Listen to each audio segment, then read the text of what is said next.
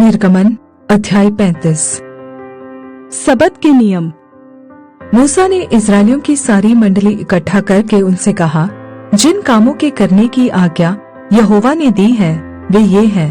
6 दिन तो कामकाज किया जाए, परंतु 7वां दिन तुम्हारे लिए पवित्र और यहोवा के लिए पवित्र विश्राम का दिन ठहरे।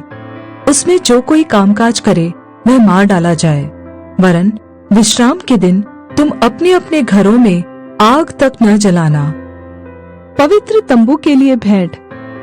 फिर मूसा ने इस्राएलियों की सारी मंडली से कहा, जिस बात की आज्ञा यहोवा ने दी है वह यह है, तुम्हारे पास से यहोवा के लिए भेंट ली जाए, अर्थात जितने अपनी इच्छा से देना चाहे वे यहोवा की भेंट करके ये वस्तुएं ले आए, अर्थात सोना, रूपा, पीतल, नीले, बैंगनी और लाल रंग का कपड़ा, सूक्ष्म सनी का कपड़ा, बकरी का बाल, लाल रंग से रंगी हुई मेढ़ों की खालें, सुइयों की खालें, बबूल की लकड़ी, उजाला देने के लिए तेल, अभिषेक का तेल और धूप के लिए सुगंध द्रव्य। फिर एपोद और चपरास के लिए सुलेमानी मणि और जड़ने के लिए मणि। तुम में से जितनों के हृदय में बुद्धि का प्रकाश है वे सब आकर जिस जिस वस्तु की आज्ञा यहोवा ने दी है वे सब बनाए, अर्थात तंबू और आवरण समेत निवास और उसकी घुंडी, तख्ते, बेड़े, खम्बे और कुर्सियां। फिर डंडों समेत संदूक और प्रायश्चित का ढकना और बीच वाला पर्दा, डंडों और सब सामान समेत मेज और भेंट की रोटियां, सामान और दीपकों समेत उजियाला देने वाला दीवट और उजियाला देने के लिए तेल, डंडों समेत धूप वेदी, अभिषेक का तेल, सुगंधित धूप और निवास के द्वार का पर्दा, पीतल की झंझीरी, डंडों आदि सारे सामान समेत होम वेदी, पाए समेत हौदी, खम्बों और उनकी कुर्सियों समेत आंगन के पर्दे और आंगन के द्वार के पर्दे, निवास और आंगन दोनों के खूंटे और डोरियां, पवित्र स्थान में सेवा टहल करने के लिए काढ़े हुए वस्त्र और याजक का काम करने के लिए हारून याजक के पवित्र वस्त्र और उसके पुत्रों के वस्त्र भी। लोगों द्वारा भेंट लेना।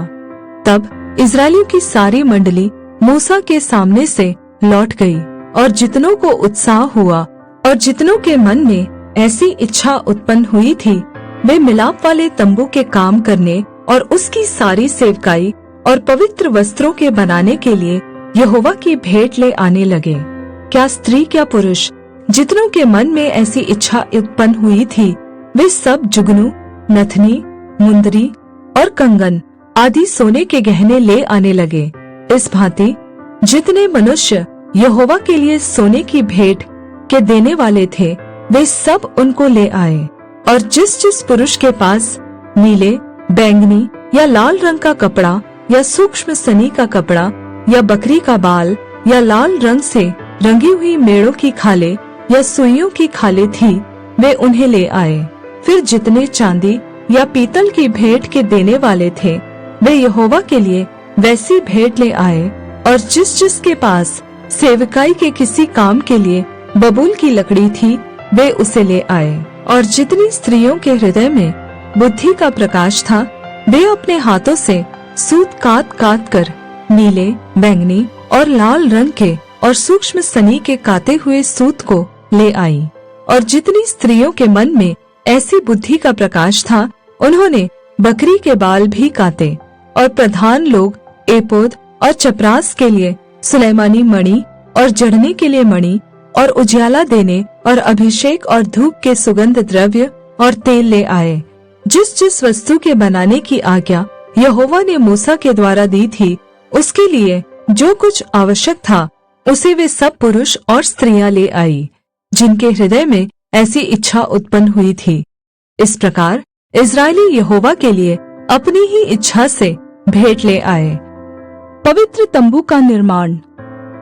तब मूसा ने इस्राएलियों से कहा, सुनो, यहोवा ने यहूदा के गोत्र वाले बसलेल को, जो उरी का पुत्र और हूर का पोता है, नाम लेकर बुलाया है, और उसने उसको परमेश्वर के आत्मा से ऐसा परिपूर्ण किया है कि सब प्रकार की बनावट के लिए उसको ऐसी बुद्धि, समझ और ज्ञान मिला है कि वह कारीगरी की युक्तियां निकालकर सोने, चांदी और पीतल में और जड़ने के लिए मणि काटने में और लकड़ी पर नक्काशी करने में, वरन बुद्धि से सब भांति की निकाली हुई बनावट में काम कर सके।